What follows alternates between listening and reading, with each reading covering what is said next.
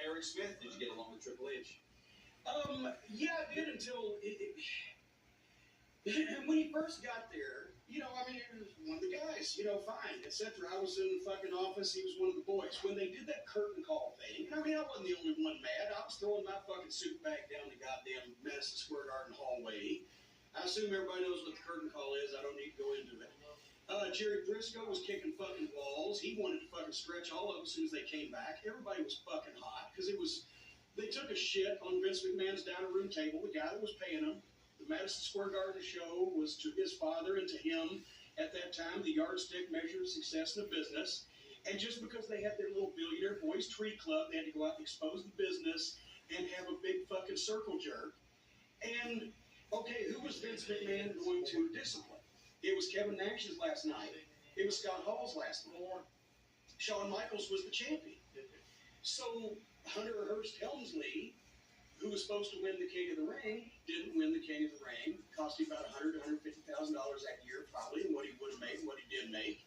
He was punished because he went along with the other three fucking guys. So I actually went up to him. I said, look, you made a mistake. You let these other guys, I said, who got punished? You got punished. I told Helmsley this. I said, because he ain't going to fucking discipline Shawn because he's a champion. What's he going to do to Hall and Nash? So you got it. So you let these guys get you in a position you should have done it. You shit on the business. All the guys are hot at you.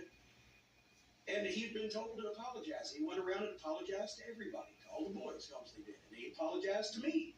Sorry, I should have done that. It was fucking bullshit, blah, blah, blah. Seemed very genuine. What happens? A couple of years goes by. Well, meanwhile, also, Steve Austin wins the 96 King of the Ring. So thank you, because the curtain call, if nothing else, gave us one of the biggest stars the biggest star in the history of the business. But then a couple of years goes by, and now Russo's shoot shit's in full mode. And there they play some fan's camcorder on Raw of the curtain call. And Helmsley said, I apologize, but I knew we were revolutionizing the business. He never meant it.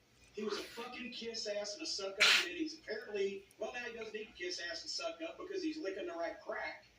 So therefore, he doesn't need to suck anybody. But the point is, he didn't mean it when he apologized to me. He didn't mean it when he apologized to the boys. He didn't mean it when he was saying he was sorry that he exposed the business. And so, he's got, as his brow increases from steroid or HGH use, so does his ego from fucking being irreplaceable because he's got the keys to the kingdom. Because he's fucking married to the boss's daughter who took the job as head of creative straight out of college. I think Stephanie's a bright girl, and I didn't read a crossword with her. But she needs to be the head of creative like I need to be the head of fucking NASA. Because I know as much about the fucking Hubble Space Telescope as she knows about fucking booking wrestling. It's fucking ridiculous. Nepotism and fucking corporations have led us to where we are in the wrestling business, which is why Dana White and the UFC are kicking all of our asses because they were doing pro wrestling from 30 years ago. They're doing it better than we are. Yet nowadays he pushes all the agendas, and he doesn't like people with charisma unless they're fan favorites. This is another thing. Vince Russo recently gets on the fucking internet, and he's mad because somebody actually called him on his shit and said, by the way, one of those 2-hour TNA Impact shows only had 16 minutes of fucking wrestling in a 2-hour show. So he gets on he's promoting a book. I wasn't aware Vince Russo had ever read a book. I'm surprised he's written one. But he's promoting his fucking book, and he says, I have so many things I want to do with my life. I want to make my father laugh. I want to play baseball with my kids. I want to blah, blah, blah, blah, blah. I can't imagine how anybody could have such a miserable life that they would sit there with a stopwatch and time how many minutes of fake wrestling in a fake wrestling show. That's an exact quote from Vince Russo. Puts this on the internet. Of course, immediately the shitstorm starts. And I guess people in the company, I know Taz, thank you, Taz, a lot of people in the company, outside the company, fans, people in the business.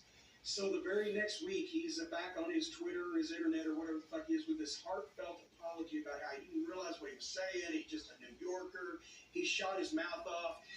And it's not that he doesn't like wrestling. It's just that he doesn't like fake kind of wrestling. That's why he likes to try to write all his shows to be real. And he doesn't like the word booker. He's a TV writer. He hates the word booker. See, we couldn't be any more opposite. We are diametrically opposed. We are the bizarro component of each other.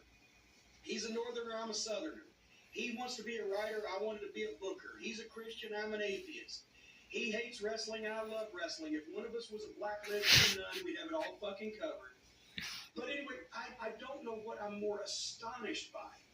That Vince Russo was completely, utterly gobsmacked to hear that what he wrote was offensive to everybody that's ever made a dime in the wrestling business or everybody that's ever considered themselves a wrestling fan, or whether I'm more astonished that he genuinely, delusionally, literally believes that he has once in his life lived in a wrestling show that anybody.